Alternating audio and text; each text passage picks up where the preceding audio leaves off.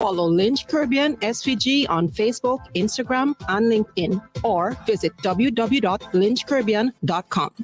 WEFM is SVG.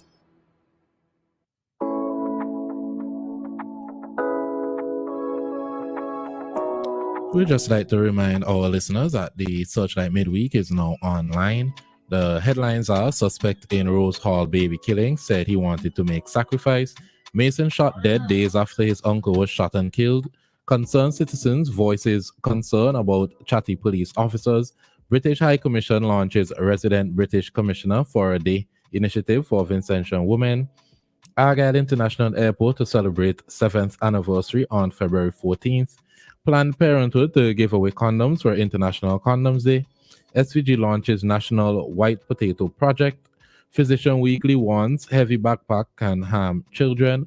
Volcanoes coach wants to leave better system at the end of tenure. More sports and kitchen corner. Searchlight, journalism you can trust. Check us out online at searchlight.vc. WEFM, the new fresh sound. Activated Mornings on WeFM 99.9 is on now.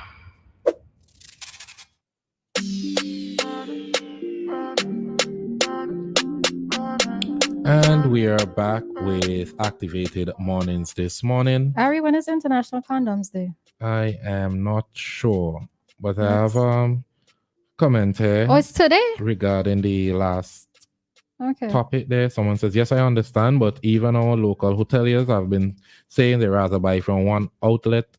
So I think that's what the government is moving in that way, as to what I heard Soboto say on API with a walkabout up G-Town main banana depot. Depot. Oh, the typo. Yeah. All right.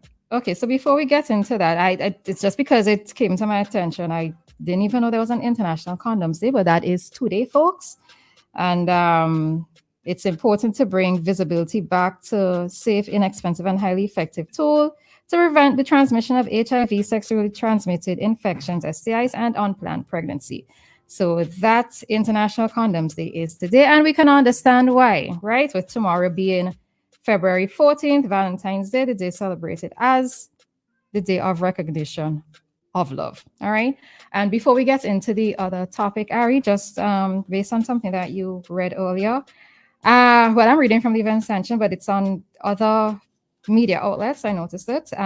So diplomat for the day, Geoffrey Payton, I'm hoping I pronounced that surname, Patton, resident British High Commission to SVG, will be giving up his job for one day on March 8th, 2024.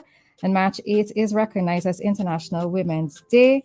So they recently launched an initiative with the aim of providing exposure to Vincentian women desirous of gaining hands-on career experience in the field of diplomatic relations, right? To be successful, female candidates must be between the ages of 18 to 25, and they are to submit a 2 to 3 minute video explaining why they want to be the resident British High Commissioner for the day. All right, you can go on to the website, the British High Commission's website, for more information with regards to that. All right, the deadline is this Friday, the 16th. Is it? Friday the 16th, yes, that's correct. All right, so for those of you who have an interest in the diplomatic field, may want to be studying international relations, etc., that good stuff, you could probably submit your video and, try it out and see what happens, all right? All right, Ari, take it away. So, according to Loop News, the consumption of alcohol during funeral processions or at cemeteries in St. Vincent and the Grenadines will soon be regulated, as Prime Minister Dr. Ralph Gonsalves said the government will bring legislation to Parliament next week to bring order to the burial process. Speaking on NBC Radio yesterday, Gonsalves said that the behavior of some mourners is becoming out of hand. There is a lot of disrespect, he commented. It is one thing for us to say we are celebrating the life of someone who we are moving in a procession with. It is a terrible thing to see people drinking beer and rum while they are jumping as if it is a carnival. and you go inside of the churchyard and you see people with ice boxes selling alcoholic beverages and so on. I think we have to do something about this. It has become out of hand, and the legislators have to do something to bring order to this celebratory but solemn event. Yeah, what are your thoughts? I am all for it. I don't know. I don't think I'm necessarily old school or old fashioned, but I find that the reverence, and notice that I'm saying reverence and not necessarily, okay, the reverence for funerals, and it's not really there anymore, right? And I find the younger the person is the more out of the younger the person who is being buried is or was, whichever one you want to use. I tend to find it's the more out of hand the funeral procession tends to get, right? I am curious as to it's not that I'm necessarily against, let's say, ice boxes being outside of, let's say, the cemeteries, right? Because I do know that sometimes attending the service as well as being at the burial ground, you can get thirsty, different things might happen, especially if you, let's say you started your day early or whatever, to replenish and rehydrate yourself. That is not a bad thing. But I'm not sure where this introduction of selling alcohol and the whole liming thing started. Even by extension, when I noticed with some processions, as I said, I'm not necessarily old school, but I do believe that there needs to be a reverence exhibited in certain things, right? I noticed even by extension, besides the alcohol there, some processions, have amplified music coming from a truck, and it's not necessarily always music that is, let's say, of a religious aspect. So I'm never really sure where it started. I know some persons are of the opinion that you are celebrating the life of that individual, but I also believe that there is a time and place for certain things. I mean, the jumping, the waving, the whining, that's mostly whining, right? The whining that you tend to see sometimes, and this is not even just, let's say, somebody standing up and gyrating themselves. This is two persons, a man and a woman, engaged in actual whining during a procession. For me, it's uncalled for. I firmly believe in there being a time and place for different things. And sometimes, that liquid courage, which is alcohol, once it's flowing through some person's veins, that whole thing of modesty and, just being alert and aware of what they're actually doing sometimes goes out the window for some individuals. So that is my take on it. I am actually for it in relation to that observance when it comes to funerals. I don't see this being practical. I could understand you preventing vendors from selling in the churchyard, or you prevent persons from consuming the alcohol on the church premises. But when you're in the public, unless you're going to implement something similar to America, where you cannot be drinking or have an exposed drink in public, but you still could be drinking. Most Americans just put the drink in a paper bag. I don't see it being practical. Also, drinking is not the only thing that I've observed at funerals. There are people smoking, whether it be cigarettes, whether it be marijuana cigarettes. People are there getting high regularly at funerals. People are there drinking. Some persons prefer to have their death celebrated. Some persons have a truck. To me, it all depends on the person and the family. If they want it to be a party on the way to the gravesite, that is wholly and solely up to them. When it comes to being in church, I do think that it is our custom to treat church as a reverent place, but outside of church, I really don't see the issue, because persons are there sometimes walking from long distances. The procession usually long. And they get to the cemetery and they're hungry and they're thirsty, and there are vendors on the side of the roads there that allow them to have a drink, allow them to have something to eat. Some persons don't want to have an alcohol-free drink. They have a beer, they have Guinness, something. We have a call. Good morning, caller. Good morning. Morning. Good morning, caller. Hello? Your life. Yeah, we can hear you. Go ahead. Yeah. I just in the comment, I follow you. I quite support that what the government going to do in. When I talk about selling in churchyard, I'm a minister myself, and the Bible, when Jesus came and he leave them and he come back meet them exchanging, he call them money exchangers. He threw them out. He threw them out the church and the yard because back in in the olden days when they have any harvest. And the bedding, they never used to have it in front of the church or in the church, they go sideways. So then, in that, they call them money changers in the church. So then, having ice box and drink in the churchyard is totally out of it. Totally. You have to have, as I say, your time and season for everything, you have to have respect. You understand? Yeah. For the church. You understand? Because without God, we cannot do nothing, and you have to some show. People like to talk about old fashioned. We all are old fashioned because according to the song from generation to generation, there's God. You see, and this generation shall pass, another one shall come. We'll never forget where we came from. So we must put a fold because Vincent, and if you understand the name, Saint Vincent is a saint place. That was the same as other place of Christianity. So Saint Vincent is named after the saint. Vincent was named a saint after he became a martyr. Yeah. So then that is my contribution. All right, thank you very much. God bless. Yeah, to say Saint Vincent is a saint place, I don't agree with that. Saint Vincent was only named Saint Vincent because Columbus, quote unquote, discovered Saint Vincent on the day that they celebrate Saint Vincent, who was a martyr. To me, I don't think the story of Saint Martin is admirable, but that's me. I am not within the Methodist or Saint Vincent. Okay. I am not within the Methodist or Anglican realm.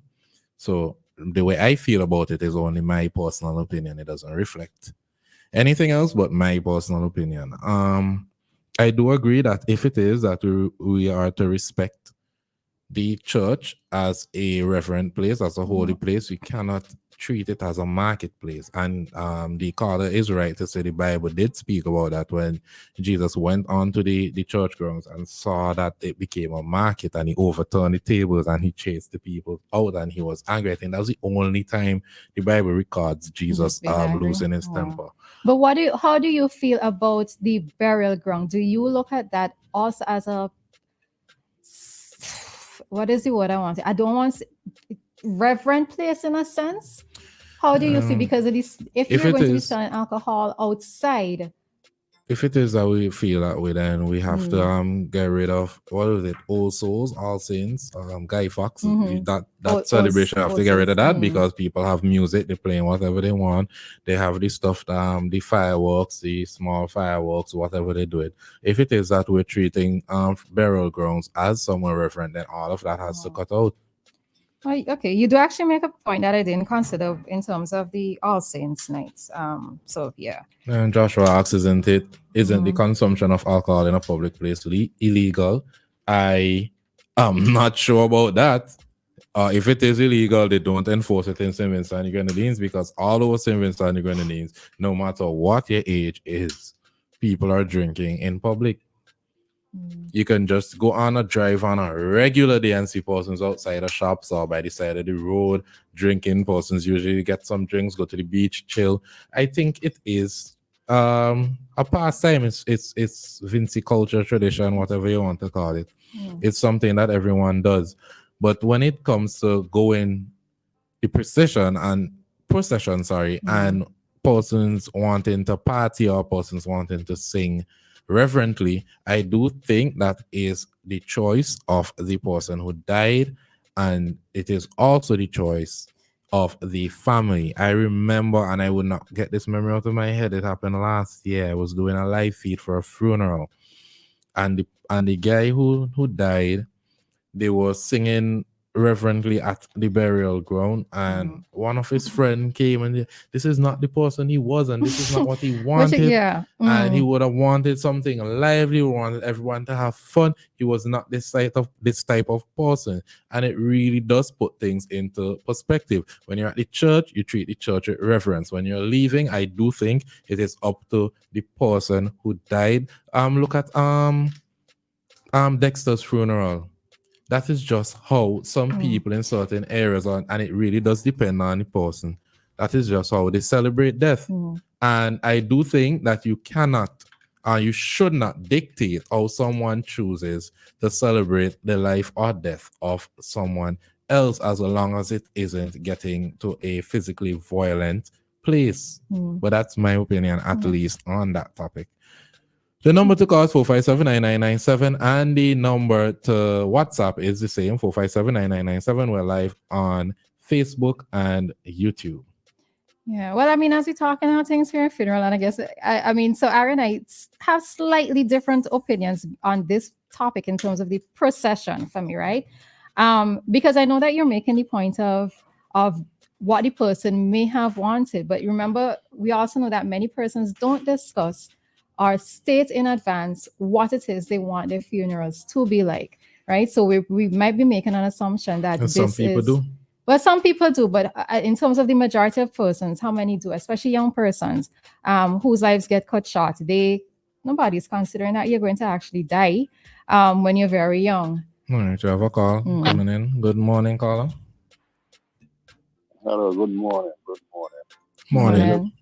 Then 1 minute please to wish my sister a happy birthday. She came down from England. So she's out of the cold at the moment. Her name is Mrs. Jones Samuel. And this birthday greeting is coming from her brother Eldon Mason in Labour. All right, I want to wish her wish her a happy birthday, and I hope she's still here. So getting some Vincent weather on her back. All right. Thank you very much indeed. You're welcome. All right, thank you. Much grateful. Okay. All right. Yeah, as I said, many persons don't necessarily think or state how it is that they wish their funeral procession to be. I do take the point though in what you were saying, where this is not how the person was, because I think I remember who it is. This was the guy who was the former conductor. No, I wasn't at that funeral. Oh, okay. In terms of, this is his personality, or this is that particular person's personality, and they want for it to be lively and so forth. And I do recognize that it may have been passed down to us from our ancestors, our foreparents back in Africa, in terms of there being an actual life, as in you're being a bit more engaged. You're not just going to the cemetery and standing and moaning and singing these slow songs. I can appreciate that, but I do sometimes think that there are some persons who don't know the difference. They don't know where to draw the line. Everything at there are some times when I think that everything merges into looking like what's carnival, right? Again, not necessarily to say that I'm old, but maybe I just look at things a little differently as well. And as you're talking about things in terms of funeral, and one is like, I also have to look at what the dress code is sometimes for some persons, right? Most of for the ladies, not so much for the men. I just think that there are times when people, they hear black and white and they just put on anything to go to church. And I'm also there, like, where is the reverence? Where is the respect for what the church is, what it's supposed to be? Is it a case where just because you have on something that's black and white, that looks more like something that you wear to a party? Do you wear this to church, right? I think that there seems to be that bit of a breakdown in terms of what is modest attire for particular ceremonies or particular services. Now, yes, I know some persons might say, well, God surrender your heart and not your garment and so forth. But I think sometimes we also know the difference as well. So that's just another by the way that I'm throwing in there as we're talking about funerals, processions, attendance of funerals, all in one. So someone asks, are the vendors a license? They say we have a business day at our local shopping center. They are allowed to sell what they make at home after school. At the first thing the children show you is a license to operate for a day. Sometimes some 10-year-old caught you off guard with their business knowledge. Cost of manufacture against price sale. That is a whole different country. I do not think that is the practice in St. Vincent and the Grenadines, but I do believe that a lot of our beliefs are very colonial, because this was introduced by the Europeans. We actually know what exactly was the practice, how exactly persons from West Africa celebrated the dead? Do we know exactly what is the meaning behind the celebrations? Do we know what is the actual tradition and not the tradition forced on us? Do we need to have a funeral at a church? Because I'm pretty sure before persons pray to their God or their ceremony was totally different. It could happen in an open space, it could happen wherever. But this whole introduction of church and the way it needs to go is definitely not of African descent, or at least not to my knowledge. So it is all relative to me. And also, even the way we dress now is a lot different from the way people dressed before. And I do know that, of course, a limit must be drawn. Of course, you're not supposed to be at a funeral with a little to no clothes on. I don't expect as a man you're at a funeral in a 3/4 pants or a t-shirt, a 3/4 pants and a t-shirt, like you just going in town to hang out. And I do know that some persons simply do not have the money to buy the fancy clothes to go to the funeral to pay their respect.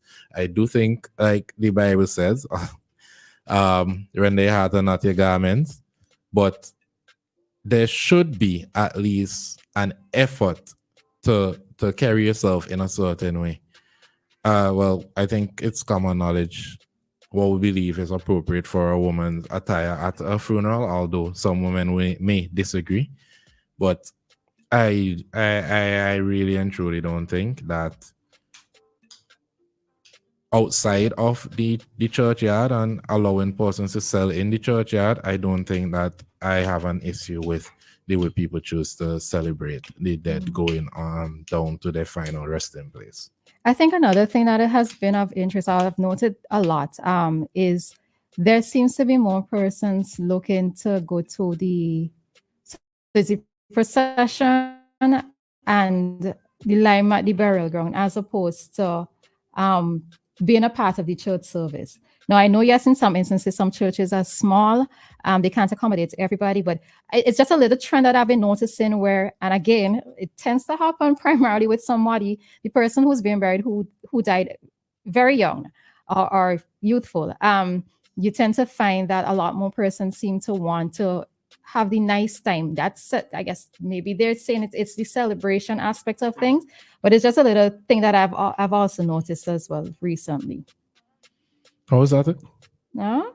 One more time. Oh, I'm tending to find that more persons wanting to go to, let's say, the procession, to be involved in procession, especially if it's lively and jump up and that kind of thing, and at the cemetery, as opposed to being a part of the church service itself. Well, that's another thing. You cannot force me to be a part of the church service. I am paying my respect, and I could come to the procession. I could come to the final, if your final resting place, and pay my respect. But I think my issue is persons not attending the service, but they want to go to the wakes or the drink up and the eat up after. I do think that is disrespectful to the person who have passed away, and also disrespectful to their family. You did not have enough respect to show up and pay your respects to our family member or to the person who died, but you find your way to stuff your face or forget something to drink. I do think that in itself is an issue. But I'm interested to see what will be proposed to Parliament. Or even the public's reaction to it. Or the public's reaction to it as well. Yeah, because... And that's the thing is, like, to me, when did it actually start to be this way? When was It's been this way for a while. Yeah, I probably don't go enough funerals to recognize it. Social media, so everything is on social media, and then the thing about social media is everybody has an opinion. Yeah, well, as we are as humans, so. All right, anything else you want to add on that topic, Ari? Someone said, isn't most of the practice introduced by European is now obsolete in Europe, but still practiced by the countries they controlled, even if they're independent? Very, very, very good point. Actually, great point. But left to be seen. All right, so the time here in St. Vincent and Grenadines, it's now 9 a.m. and we are going